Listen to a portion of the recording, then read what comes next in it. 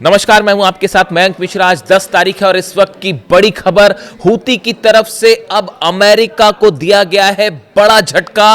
और हूती ने ऐसे ऐसे जो खबरें आ रही हैं उसके मुताबिक, जो सोर्सेस से खबरें हैं कि हूती ने अब बाब अल मंदेब के करीब MQ-9 रिपर ड्रोन को निशाना बनाकर गिरा दिया है।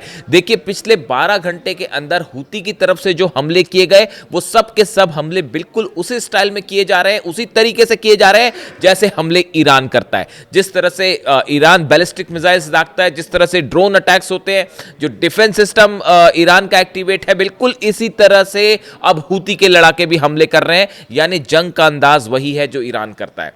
दूसरी चीज, हूती ने अब वही एग्रेसिव अप्रोच ले लिया है जो ईरान ने हॉर्मूज को लेकर अपना रखा है। बिल्कुल वही रणनीति हूती ने बाब अल मंदेब के लिए अपना रखी है। देखिए, इस वक्त की जो बड़ी खबर है, US MQ-9 Reaper drone reportedly crash near चेल्बी एयरबेस इन जिबूती।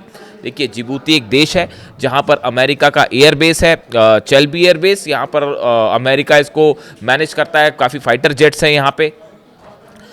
देखिए, गौर करने वाली बात है, जिबूती के इस चेल्बी बेस पर जितने ड्रोन्स फ्लाइट्स टेक ऑफ करती हैं ये लाल सागर, बाब अल मंदेब और इसके आसपास के इलाकों में मिलिट्री ऑपरेशंस करती हैं। इसलिए चेल्बी एयरबेस बहुत इंपॉर्टेंट हो जाता है जिबूती का। अब जो खबरें हैं कि यहाँ पर एक MQ-9 रिपर ड्रोन जो है वो गिरा दिया गया है, क्रैश कर दिया गया है। और the embassy confirmed it was tracking an aircraft in distress but did not identify the aircraft और explain the cause of the incident. Reports have identified the aircraft as an MQ-9 while no group has claimed responsibility। देखिए, अभी जो खबर है उसके मुताबिक एक MQ-9 Reaper drone था जिसने ये चेल्बी एयरबेस जो अमेरिका का है इससे टेक ऑफ किया। ये बाब अल मंदेब के आसपास था, तब इसने स्ट्रेस सिग्नल दिया और फिर उसके बाद ये लौटा नहीं और क्रैश कर गया। अब अमेरिका ये कह रहा है कि अंदेशा है कि हूती ने जो है वो इसको मार गिराया है। हालांकि अभी इसको लेकर कोई बड़ा दावा नहीं हुआ है, लेकिन ये माना जा रहा है कि हूती ने इसे मार गिराया। अब आप देखिए, चेल्बी एयरबेस जो है इसका थोड़ा जिक्र करना ज़रूरी है क्योंकि ये यमन में जो जंग हो रही है, अब इसमें ये चेल्बी एयरबेस इंपॉर्टेंट होने जा रहा है और इस पर हमला भी हो सकता है। ये जो एयरबेस है जिबूती में स्थित एक सामरिक सैन्य एयरबेस है। यह जिबूती की राजधानी शहर से दक्षिण पश्चिम में लगभग 6 किलोमीटर की दूरी पर है। और इसकी मुख्य बातें ये है कि यहाँ पर अमेरिका जो है उसके ड्रोन्स हैं, जितने ड्रोन मूवमेंट होते हैं अमेरिका के वो सब यहाँ से होते हैं। और अब सूत्रों के हवाले से ऐसी भी खबर है कि अगर जिबूती के इस चेल्बी एयरबेस पर हमला हो जाता है तो कोई आश्चर्य की बात नहीं होगी। अगर अमेरिका ने किसी तरह का ऑपरेशन किया यमन में हूती के खिलाफ तो हो सकता है कि ये चेल्बी एयरबेस जो है इस पर हमला हो जाए। और ये जो MQ-9 रिपर ड्रोन गिराया गया है ये हूती की तरफ से एक वार्निंग है अमेरिका को कि आप लाल सागर से दूर रहिए। इसके अलावा देखिए, जो खबरें आ रही हैं, यमन ने जो है हूतीज़ ने सऊदी के ऊपर लगातार दबाव बनाना शुरू कर दिया है। यानी हमले के साथ साथ समंदर में, बाब अल मंदेब में एक टोटल ओवरऑल दबाव बना रखा है हूती के ऊपर। ये बहुत ही एग्रेसिव रणनीति है।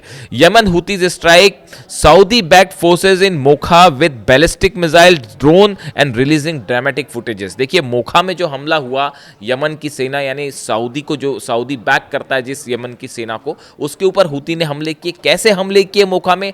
बैलिस्टिक मिसाइल से, ड्रोन से। और सबसे बड़ी बात है, इसका वीडियो भी रिलीज किया बिल्कुल इसी अंदाज में जैसे IRGC करती है।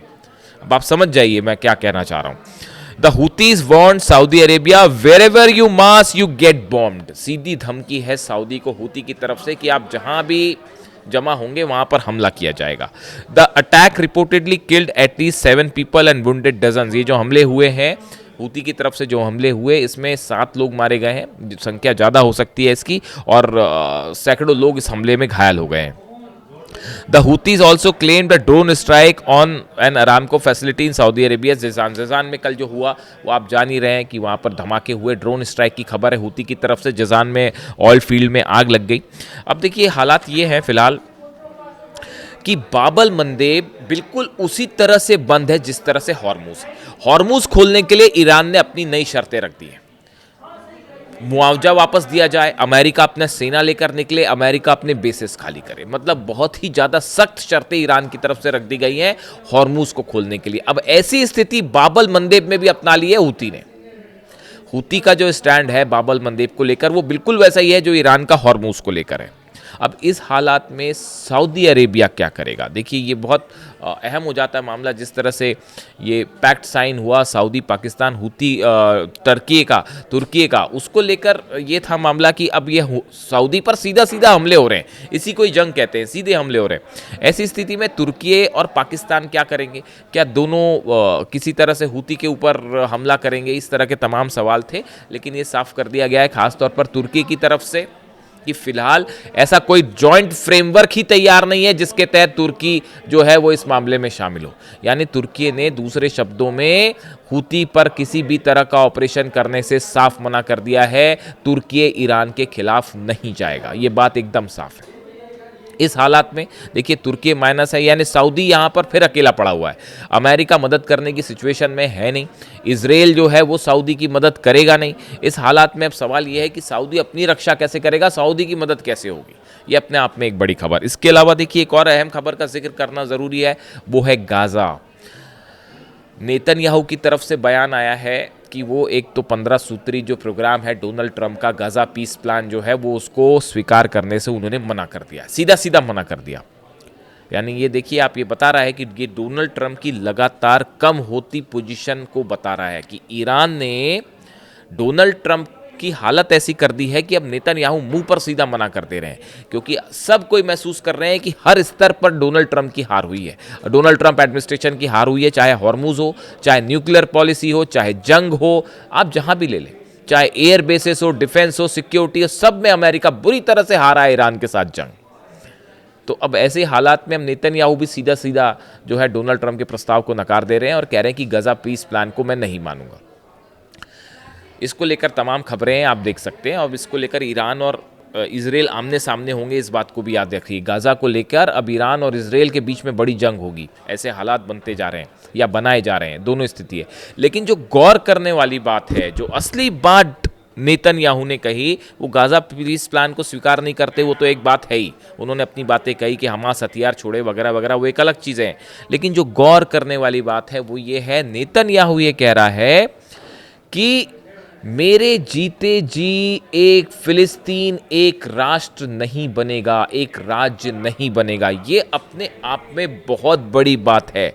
नेतन्याहू का ये डिक्लेरेशन करना कि मेरे जीते जी फिलिस्तीन राज्य नहीं बनेगा, इस सेंटेंस ने ये बता दिया है कि आगे गजा को लेकर इजराइल की रणनीति क्या होगी। इस बयान ने बता दिया है कि गजा को लेकर अब एक नई जंग की शुरुआत हो सकती है।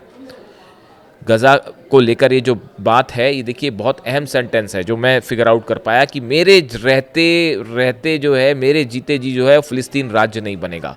यानी ये एक बड़ा चैलेंज है जो नेतन्याहू दे रहे हैं और ये आधार रख रहे हैं एक नई जंग की। और ये भी बता दे रहे हैं कि गजा से ना फोर्स वापस आएगी, और अब ये भी साफ हो चुका है ना लेबनान से वापस आएगी ना गजा से आएगी, और सीरिया में भी जो इजराइल के ऑपरेशन है वो जारी रहेंगे। अब मुख्य सीट पर, ड्राइविंग सीट पर अब नेतन्याहू है, ना कि डोनाल्ड ट्रंप। डोनाल्ड ट्रंप पीछे होगा, नेतन्याहू स्ट्राइक करेगा। और प्लान है जितने ईरान के संगठन जो मदद कर रहे हैं उन सबको कमज़ोर करने का, चाहे हमास हो, चाहे हिजबुल्ला हो, चाहे हूती हो। लेकिन हो उल्टा रहा है, हूती भी वहाँ पर ज़बरदस्त दबाव दे रहा है और लेबनान में जो है वो हिजबुल्ला भी लगातार हमले कर रहे हैं। वो खबरें आ ही रही हैं, आप देख रहे हैं किस तरह से इजरायली फोर्सेस को नुकसान पहुँचाया जा रहा है। यानी पूरा मिडिल ईस्ट एक बार फिर अनसेटल है बुरी तरह से। लाल सागर से लेके, हॉर्मूज से लेके, बाब अल मंदेब से लेकर ऑयल बिजनेस पूरी तरह से ठप पड़ा हुआ है। ऐसे में ईरान ने अपनी शर्तें रख दी हैं अमेरिका के सामने। अब सवाल यह है कि अमेरिका क्या ईरान की शर्तों को मानेगा? क्या मुआवजा देने की बात जो ईरान ने कर दी है, क्या डोनाल्ड ट्रंप उसको मानेंगे? अगले चंद दिनों में एक बड़ा चेंज आप देख सकते हैं पूरे मिडिल ईस्ट में, और देख सकते हैं आप कि कैसे यहां पर समीकरण बदल रहे हैं और पावर सेंटर शिफ्ट होके अब तेहरान और ईरान पहुंच चुका है। इससे जुड़ा जो भी अपडेट होगा आप तक पहुंचाऊंगा। कमेंट करके बताइए वीडियो कैसा लगा। Thank you so much.